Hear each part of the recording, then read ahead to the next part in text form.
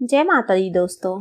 हिंदू धर्म में महादेव के एक से बढ़कर एक भक्तों का वर्णन मिलता है, किंतु उनमें से एक भक्त ऐसे भी थे जो किसी भी पूजा विधि को नहीं जानते थे। उन्होंने हर वो चीज की जो शास्त्र विरुद्ध है और जिसे पाप माना जाता है, किंतु फिर भी महादेव ने उन्हें दर्शन दिए। वे इस बात को सिद्ध करते हैं कि महादेव केवल अपने भक्त के भाव देखते हैं, पद्धति नहीं। उनका नाम था कन्नप्पा। इनके जन्म के विषय में कई कथाएं प्रचलित हैं। मूल रूप से ये एक तमिल भील परिवार में जन्मे। इनके पिता का नाम राजा नाग एवं माता का नाम उडुपुरा था। दक्षिण भारत, विशेष रूप से तमिलनाडु में इनकी बड़ी महत्ता है। ये उन 63 तमिल संतों में से एक हैं जिन्हें नयनार कहा जाता है। इनकी पत्नी का नाम नीला बताया गया है। ये एक व्याध थे जो शिकार कर अपना पालन पोषण करते थे। इनके जन्म के विषय में मान्यता है कि द्वापर युग में जब महादेव ने पांडु पुत्र अर्जुन की परीक्षा लेकर उन्हें पाशुपतास्त्र प्रदान किया, तब अर्जुन ने उनसे प्रार्थना की कि वे अगले जन्म में उनके महान भक्त बने। भगवान शंकर ने उन्हें ये आशीर्वाद दे दिया। कलयुग में अर्जुन ही कन्नप्पा के रूप में जन्मे और महादेव के अनन्य भक्त बने। एक बार कन्नप्पा आखेट करते करते बहुत दूर जंगल में निकल गए। वहां उन्हें एक अत्यंत ही प्राचीन और जीर्ण मंदिर दिखा। जब वे उस मंदिर के अंदर पहुंचे तो उन्हें एक दिव्य शिवलिंग के दर्शन हुए। उसके दर्शनों से ही कन्नप्पा के मन में शिव भक्ति का संचार हो गया।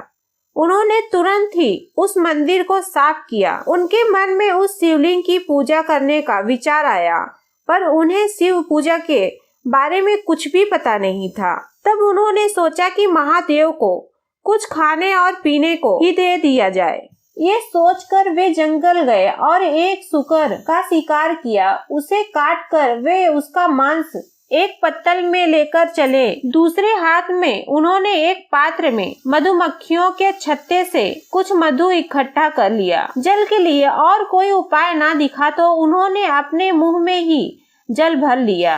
वे वो सामान लेकर मंदिर आए तो देखा कि शिवलिंग पर कुछ सूखे पत्ते टूटकर गिर गए हैं। उन्होंने अपने पैर से शिवलिंग से पत्ते हटाए। मुख में रखे जल से कुल्लाकर उन्होंने महादेव का अभिषेक किया। फिर उन्हें भोग के रूप में मांस और शहद अर्पण किया। हालांकि उनका ये कृत्य उचित नहीं था और वो सारी वस्तुएं भी पूजा के लिए निषिद्ध थी, लेकिन उनका मन पवित्र था। उन्होंने जो कुछ भी किया वो पूर्ण भक्ति भाव से किया और महादेव को केवल उसी भाव का मोह था। उन्होंने प्रसन्न मन से उसका प्रसाद स्वीकार कर लिया। अब तो एक कन्नप्पा का रोज का कार्य हो गया। वो प्रतिदिन उसी प्रकार पैरों से पत्ते साफ कर मुंह के कुल्ले से शिवलिंग का अभिषेक कर उन्हें मांस और शहद अर्पण करने लगा। जंगल में एकांत में स्थित इस मंदिर में महादेव की पूजा करने एक पुजारी भी आते थे जो बहुत बड़े शिव भक्त थे। कन्नप्पा के पूजा करने के बाद अगले दिन जब वे आए तो देखा कि पूरे मंदिर में यहाँ वहाँ मांस के टुकड़े पड़े हैं। वे बड़े दुखी हुए और तत्काल मंदिर को जल से धोकर पूजा की और स्वच्छ पुष्प चढ़ाए, किंतु अब रोज रोज उन्हें मंदिर में मांस मिलने लगा। ये देखकर एक दिन उन्होंने निश्चय किया कि वे पता करके ही रहेंगे कि कौन है जो रोज मंदिर को अपवित्र कर देता है। यही सोचकर वो रात को वहाँ रुक गए।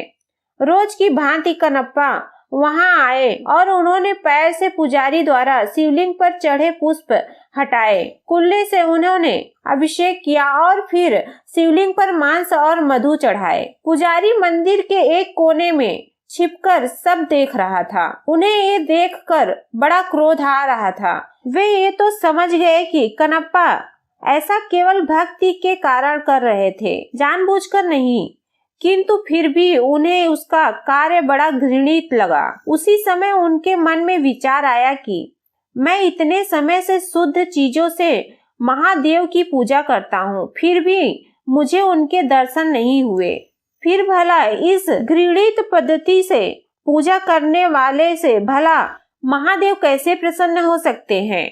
वे पुजारी भी महादेव के भक्त थे, इसलिए अपने भक्त का अभिमान भंग करने के लिए उन्होंने एक लीला रची। कनप्पा ने देखा कि अचानक शिवलिंग के एक आंख से रक्त बहने लगा है। अपने आराध्य की ऐसी दशा देखकर वो अत्यंत दुखी हुआ। उसने पास पड़ी जड़ी बूटियों को शिवलिंग के नेत्र पर लगाया, किंतु रक्त का बहना नहीं रुका। उसे समझ नहीं आया कि क्या करना है। उधर छिपकर सब देख रहे उन पुजारी को भी कुछ समझ नहीं आया। उन्हें लगा कि अवश्य ही कनप्पा के इस कृत्य से महादेव अप्रसन्न हो गए हैं और उनके नेत्रों से रक्त बह रहा है। उधर कनप्पा मारे दुख के रोने लगे। तभी उन्होंने सोचा कि यदि मैं अपनी एक आंख इस पर लगा दूं तो शायद रक्त का बहना रुक जाए। ये सोचकर उन्होंने अपने एक बाण से अपना एक आंख निकाला और शिवलिंग के नेत्र पर रख दिया। इससे रक्त बहना बंद हो गया। कनप्पा की प्रसन्नता का ठिकाना न रहा। तभी शिवलिंग के दूसरे नेत्र से रक्त निकलने लगा।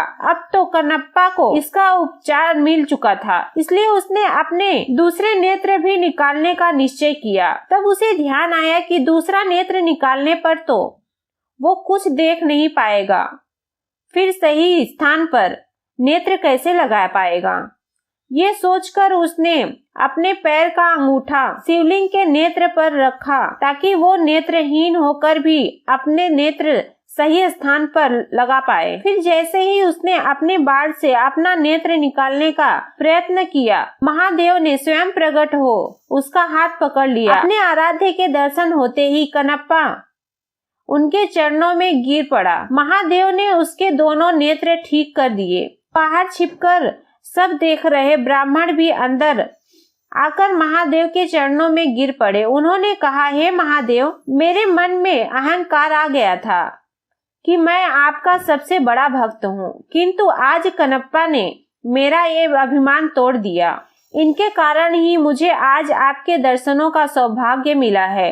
आज मुझे समझ आ गया कि आपको केवल भाव से ही प्राप्त किया जा सकता है, किसी पूजा पद्धति से नहीं। तब महादेव ने दोनों को आशीर्वाद दिया और अंतर ध्यान हो गए। वर्तमान में आंध्र प्रदेश के तिरुपति जिले के कालहस्ती नामक जगह पर महादेव का वही शिवलिंग श्री कालहस्ती महादेव के नाम से स्थापित है। मान्यता है कि भक्त राज कनप्पा ने इन्हीं शिवलिंग पर अपने नेत्र अर्पण किए थे। तो दोस्तों, हमारे द्वारा दी गई जानकारी अगर आपको अच्छी लगी हो तो वीडियो को लाइक शेयर करें। कमेंट बॉक्स में लिखें हर हर महादेव।